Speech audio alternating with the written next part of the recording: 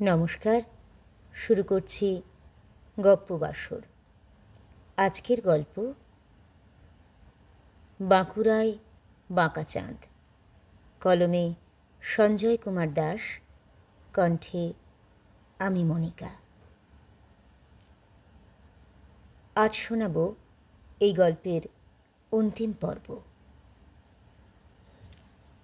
আগের পর্বে আমরা জেনেছি কুহেলি আর অভিরূপ ওদের পান্থশালার বাগানে এক ভয়ঙ্কর অভিজ্ঞতার মুখোমুখি হয়েছে। বাগানে নাকি দলছুট একটি বনবিড়াল ঢুকে পড়েছে। একটি তীব্র গন্ধ ওদের নাকে গেছে। নিজেদের বাঁচাতে পান্থশালার থামের আড়ালে একটি ত্রিপল মুড়ি দিয়ে ওরা দুজন আরও কাছাকাছি, আরও পাশাপাশি। ভয়ে আর আবেগে ওরা মিলেমিশে একাকার হয়ে উঠেছে। খানিক পরে জানা যায় বনবিড়ালটা চলে গেছে। ওরা ধীরে ধীরে ত্রিপলের মধ্যে থেকে বেরিয়ে দুজনে চলে যায় নিজেদের ঘরের দিকে।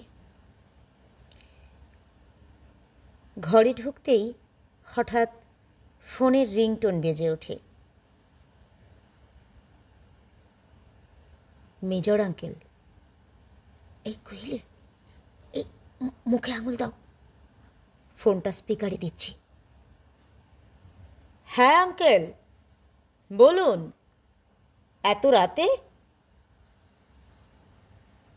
নো মাই সন, তোরা ঠিক আছিস তো? খবরে শুনলাম বাঁকুড়ায় নাকি একটা বাঘ। আরে না না আঙ্কেল, আপনি চিন্তা করবেন না, আমরা দিব্যি আছি। বি কুল আঙ্কেল। কুহেলি কোথায়? ওটার ঘটে তো আবার বুদ্ধি শুদ্ধি বলে। আঙ্কেল, একদম নয়, যথেষ্ট বুদ্ধি আছে। অভি, কি হচ্ছে? এই চুপ, একদম চুপ। এত রাতে একসাথে বুঝলে কি হবে জানো? কিরে, কি হলো? কথা বলছিস না? সে তো বুঝলাম ওর অনেক বুদ্ধি, তা সেটা গেল কোন চুলোয়?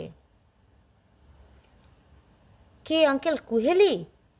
আরে ও তো ঘরের দরজা বন্ধ করে এতক্ষণে বোধহয় নাক ডাকছে।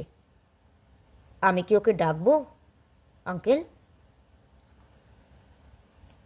না না, থাক, তুই যখন বলছিস আমার আর চিন্তা নেই। তবে একটু পরেই ভ্যালেন্টাইন ডে। ভালো থাকিস, বাই। আঙ্কেল, একটা কথা, মানে আমার মানে আমরা যদি আগামী পরশু ফিরি, অনুমতি পাবো আঙ্কেল? মানে এখনো অনেক কিছু। বুঝেছি, অনেক কিছু পরিদর্শন বাকি, জানি তো রাস্কেল। সেই জন্যই তো বললাম একটু পরেই Valentine day. Okay, enjoy my children, be safe. 1 second, bye. Major M K Das ফোনটা কেটে দিল। এদিকে অভিরূপ আর কুহেলি আরও পাশাপাশি, আরও কাছাকাছি, একাত্ম হয়ে উঠল। বাকিটা সেটা না হয় থাক। কথা কিছু কিছু বুঝে নিতে হয়, সব তো আর মুখে বলা যায় না। চোখের কথাই মনের কথা, চোখই মনের আয়না, তাই না? নমস্কার, শেষ করলাম বাঁকুড়ায় বাঁকা চাঁদ।